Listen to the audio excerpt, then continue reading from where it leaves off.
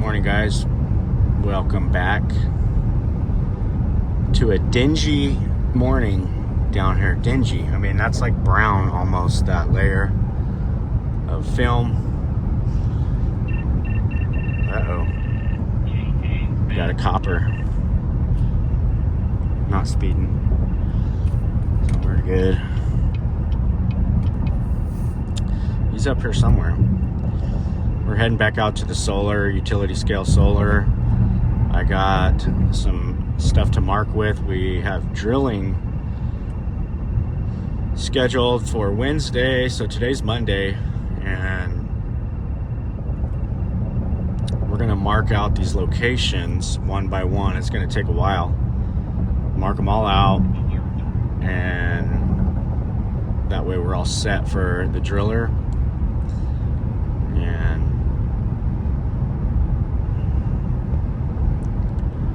life should be good.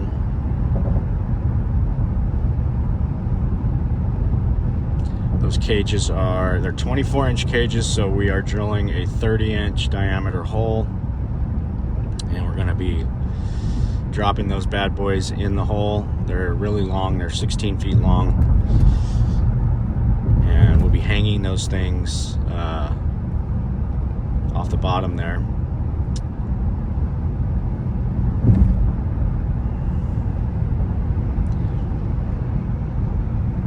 I think everything's going to work pretty smooth. We've put a lot of thought into this, so I'm expecting things to go fairly smooth. It's not a real complex project. There's a couple little things you got to look out for. One of them being we had the GPR testing done last week, so that's ground penetrating radar to essentially locate all the on-site lines. We have a drawing that kind of shows where everything's at, but we wanted to make sure that it reflected what's really there, because sometimes things change, or they might have added something or changed something later on in the process. So sounded like, from what the guy told me, that everything marked out real nicely. He was real confident in everything that he located, and he marked it out real well. So we're gonna go check out his marks and see if we need to adjust any of these pads one way or the other. Just make sure we're not like drilling holes near any kind of wire, underground cable, anything like that. And yeah, I'm looking forward to this. We've got a really tight schedule on this. We have to have all of these done there's 12 pads total. So it's for us, it's a big job. I mean, a lot of people would say it's not that big of a job, but it's quite a big job, and we have a short window to get it done prior to December 15th. So we've got right at about a little over a month here to knock this thing out, and that's what we're going to try and do. So Owen and Chad will be coming down from Mammoth. I think they're coming down Wednesday. I haven't decided just yet, but I don't really need them here until we actually start doing something. So I don't really want to have them out here unless we're actually doing something, because this one here is all the federal Davis-Bacon wage stuff that I really don't care for it. It's a lot of hoopla that another one of the government catch-22s that they do in order to essentially, small private contractors like me have a lot less chance and a lot harder time doing jobs like these, because there's just so many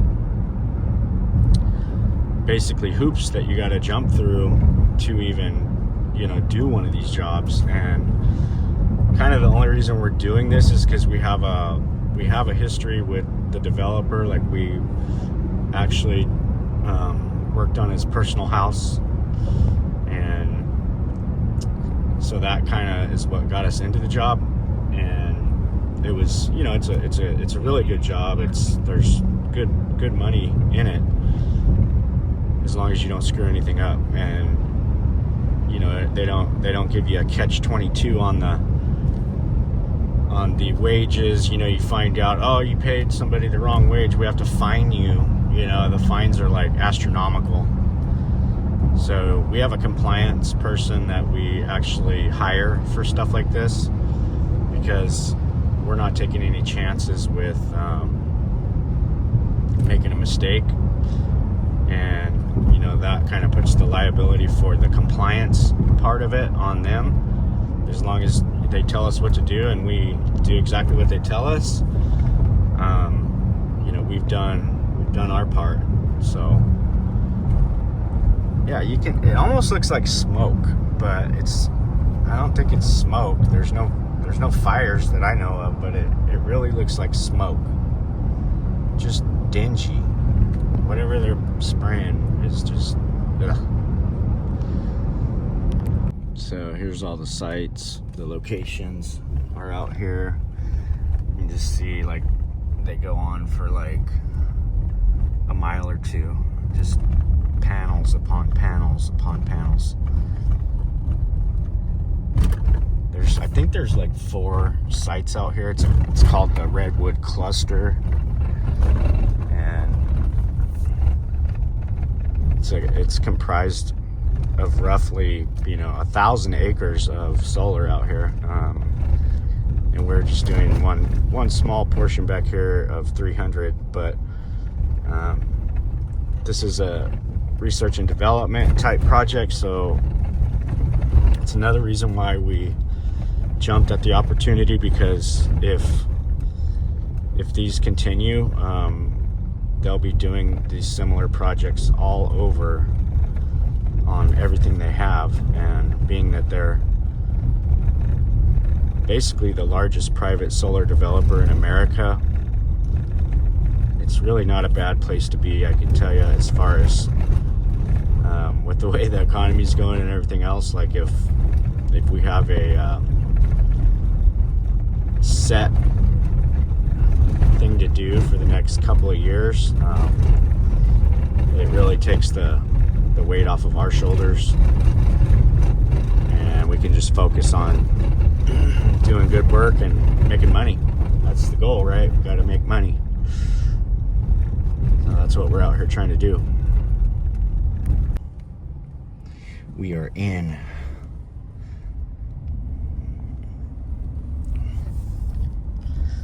I mean,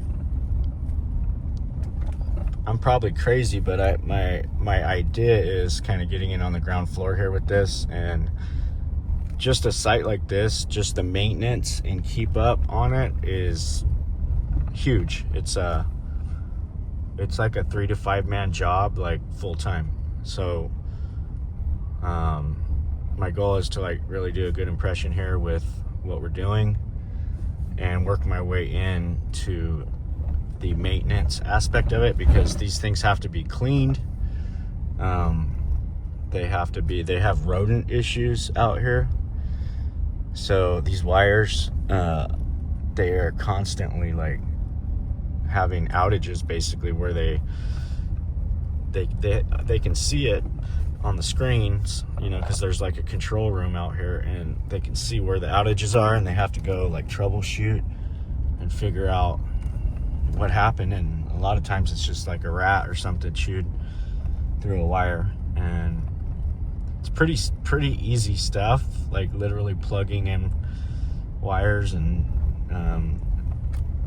you can see like the way they let these hang like this, like that's really not ideal. Like when we do a solar array, we strap all the wiring like nice and tight, so it's not loose and not causing you problems. And these are the locations here where the batteries will be going at each of these transformer skids. So you can see he's got his wiring marked there. We definitely need to be off of that. He's got that marked real nicely. I'm gonna go start down here, because this is the first one we're gonna start drilling on, and I want to just work my way back, get all these done first, and ideally I'm gonna drill maybe half and half. There's 3 sites, or no, I'm sorry, there's 6 sites, 12 batteries total. So there's two foundations per site that we need to be mindful of. That one looks pretty good. I see the markings. And we're gonna start down here with this one. So I'll probably go do this one and then do that one over there first. And then I'll work my way back out, and I should be able to mark all of these in fairly short order. I'm not expecting this to take very long. So we're gonna get to it here and see how fast this goes.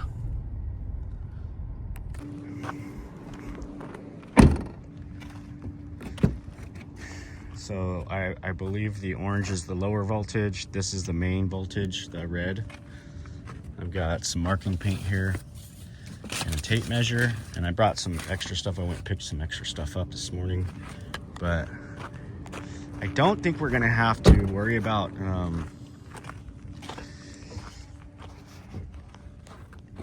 some of that stuff that I brought.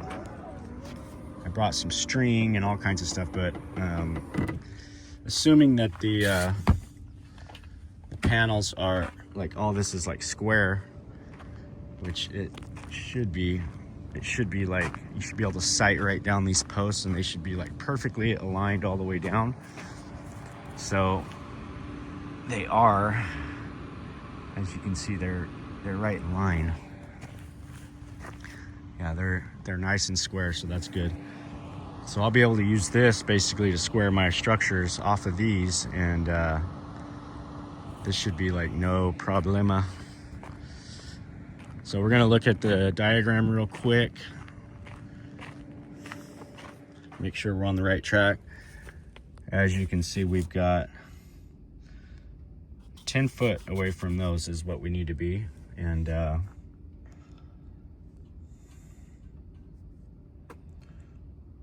but it doesn't tell me how far apart the batteries themselves are. So I'll have to ask that question, because it just doesn't show it. Definitely says 10 feet away from the skid. So anyhow, that's it in a nutshell. It's gonna be, I think it's gonna go pretty quick. You got 1, 2, 3, 4 sites, 5, 6. So I'm gonna start marking these up and hopefully be out of here pretty quick. So I drove a stake. That's kind of my control point here. And I'm glad I brought the string. At first I thought, nah, I'm not gonna need it, but I gotta get good measurements. So what I'll do is I'm gonna start off that one, see what we got on the string, and then I'll make some adjustments until I'm parallel, and then I'll be able to just knock these out real quick. And I'll move on to the next one. Shouldn't take more than 15-20 minutes per skid. All right, now we're over here on section 5.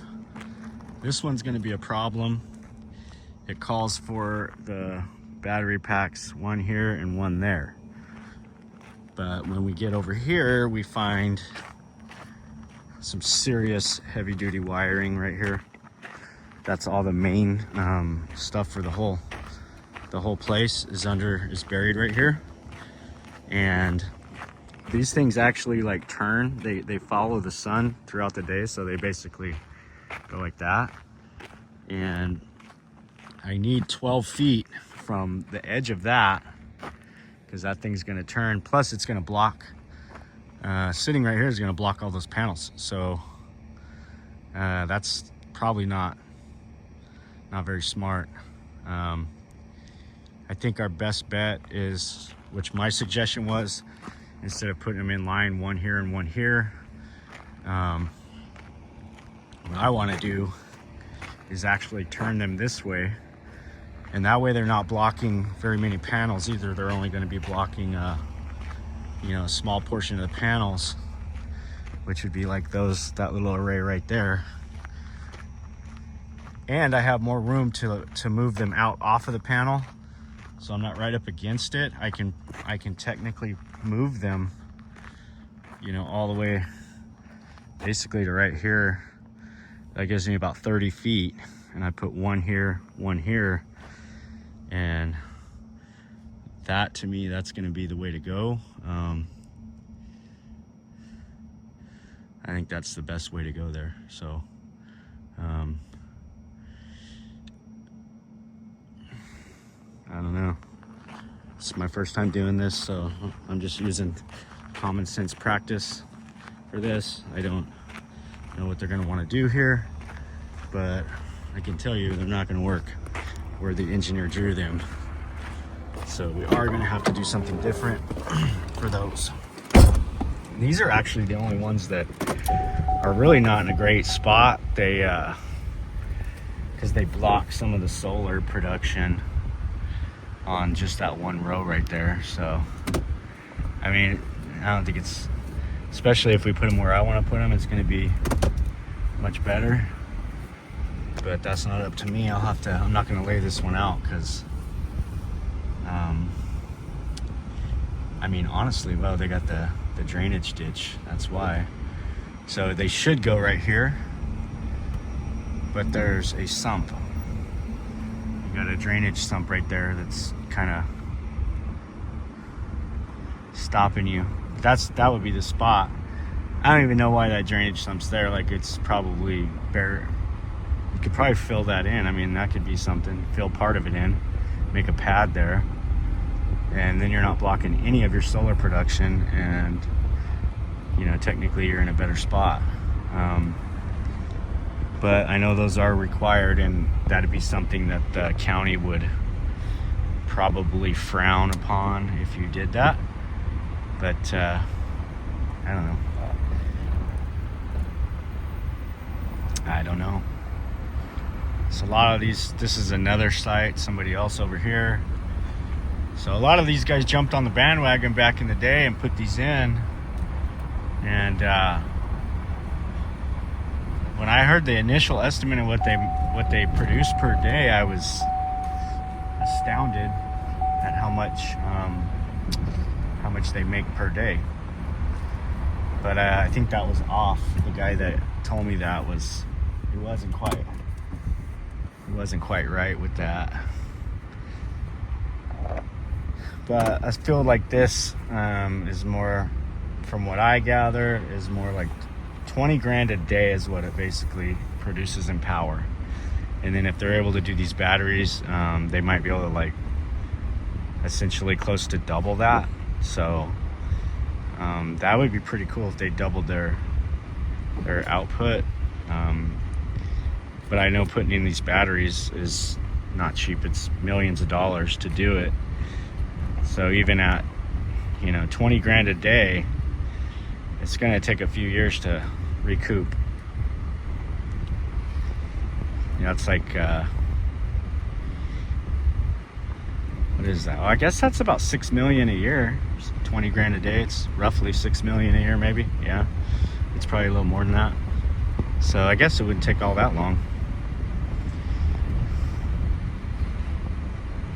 Well,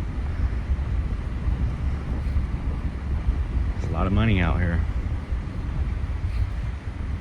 This site like this costs between $50 and $70 million to build. Could potentially, end up being even more than that, but yeah, roughly that's where they're at. Okay, so I think I'm good here. I don't see anything that's hindering my progress on this one. So I got all these mains coming in here. They go right into there. This is where I want to put my setup, is right here, so I'm looking pretty good there. So yeah, let's get the second one marked out. We're gonna do these 5. We're gonna go out, get that 5th one, and then we're gonna wait for an answer on the other one. All right, it's starting to get hot. I can't believe how warm it is. It feels about 80. But November in Bakersfield. Anyhow, we got the last one for the day. We've still got 2 more with question marks on them, so we're not going to lay those out. I got my little rock placed in the center, so I'm drilling a 2-foot diameter hole. And these are pretty exact, but they don't have to be, because we have 2 or 3 inches of movement on each one. So once we get to the top, we will set that nice and perfect. The hole, you know, maybe an inch or 2 off here and there. And I know it's not going to be perfect with the way they drill. So mission accomplished. And it's about lunchtime, so I'm gonna head back into town and get some lunch, and probably spend the rest of the day in the office. Got plenty of stuff to do over there in the office, and this job is ready to start.